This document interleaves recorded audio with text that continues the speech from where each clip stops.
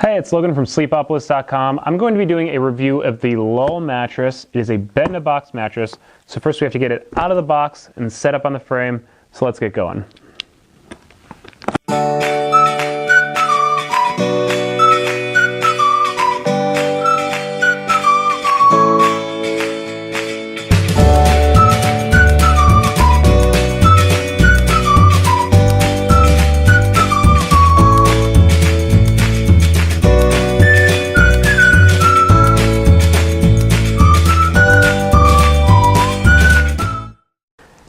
And that's it for the setup. As with any bed-in-a-box mattress, it's important to let it decompress for a little while before you actually sleep on it. So just stay on the lookout for my upcoming review.